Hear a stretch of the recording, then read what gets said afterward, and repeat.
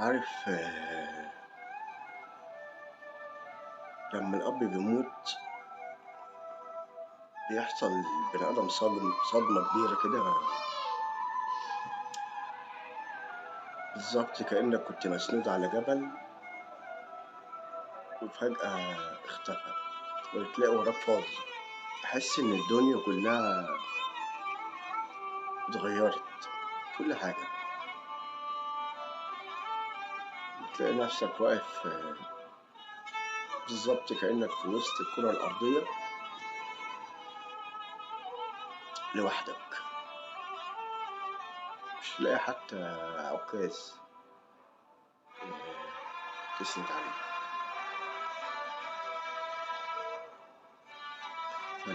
فعلا الفترة دي بتبقى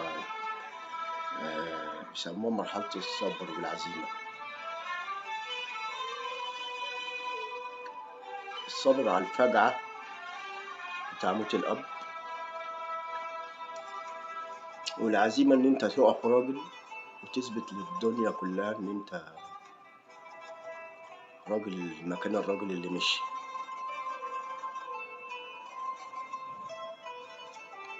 بس الناس ما تبقاش عارفة إن الراجل اللي مشي ده اللي هو الأب بيسيب فراغ كبير أوي أوي أوي.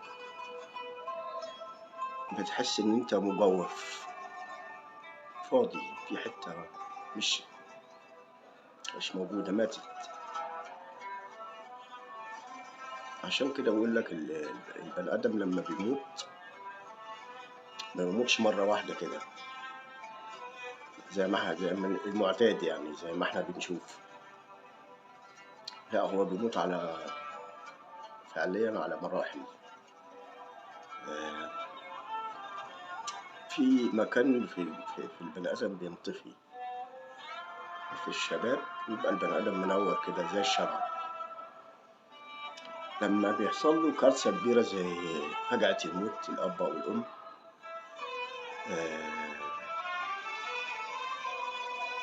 بينطفي مكان في جسم البني آدم، خلاص مات مع اللي مشي.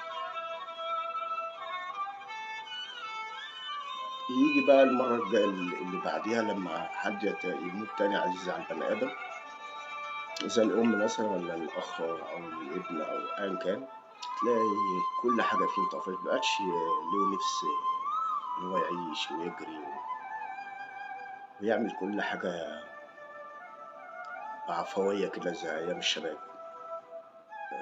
بتلاقي رغباته بقت محدودة جدا، من الأمل ضعف عند الشخص، خلاص يعني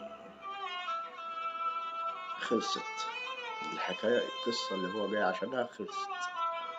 فبتيجي المرحلة الأخيرة بقى اللي هي بتاع الموت بقى، يعني خلاص دي بتبقى آخر مرحلة للبني آدم. نرجع تاني عشان ما اطولش عليكم. انت كنت بتعمل كل حاجة بعفوية بدون تفكير قبل كده، بكل تفكيرك بتغير، بتحسب لكل خطوة بتخطيها 1000 حساب. شوف بدأت منين. ليه بقى؟ من الأول كان ليك سند بعد ربنا، كان ليك حد انت أصلا يعني في دماغك حاجة ثابتة كده، هعمل أي حاجة وفي اللي يسد ورايا. بس بعد ما بيمشي بقى مفيش اللي بقى بيسد وراك. أيا كان ممكن يكون الأب في معظم حياة كل واحد فينا هو السند بعد ربنا يعني. وفي ناس تانية الأم بالنسبة لي عشان مثلا أبوها توفى بدري، فأنا الكلام ده موجه للسند، بيكون سبب إن إحنا نطمن في الدنيا. فالمرحلة اللي بعد كده أنت فعلا بتحسب لكل حاجة 100,000 حساب قبل ما تفكر تعملها، عشان أنت أيقنت خلاص يعني إن أنت لوحدك.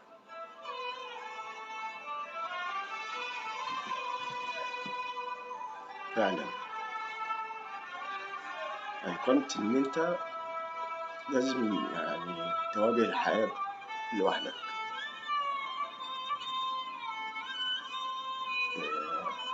أنت اللي بقيت في وش الإعصار زي ما بيقولوا. وفجأة لو أنت متجوز مثلا اتحول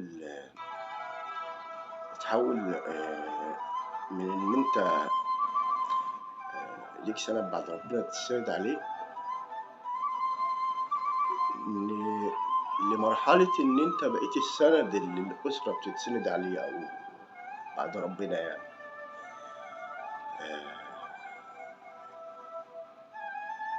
في حاجات كتير جدا كنت بتعملها ما ينفعش دلوقتي.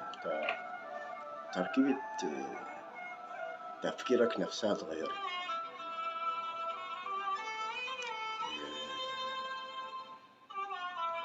ساعات بتقعد مع نفسك كده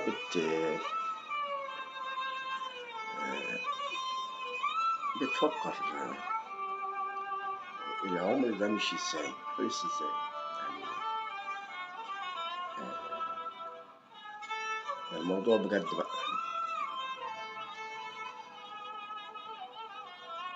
الموضوع فعلا كبير بس عايز فعلا قوة التحمل. خلاص يعني. وانا رأيي شخص يعني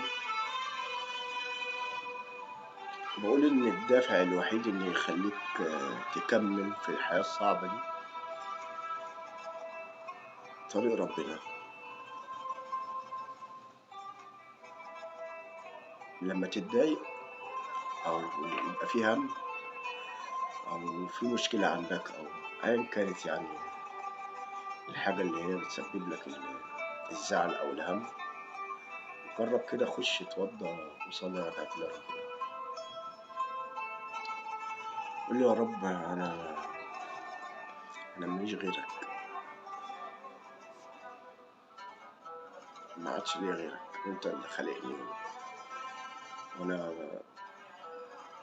يا رب انا محتاج لك، يا رب انا نفسي في الحاجة دي، ما لناش غيره.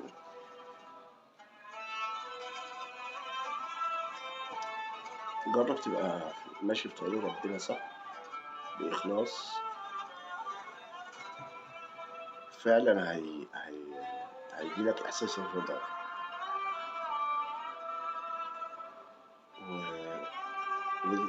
وكله أجمع إن الرضا سبب السعادة. ممكن تلاقي واحد قاعد في قصر مع عربيات أحدث موديل، يمكن طيارة ويمكن يخت في البحر وفي بس مش مبسوط، حاسس إن في حاجة يعني بس مش عارف سبب الزعل ده إيه.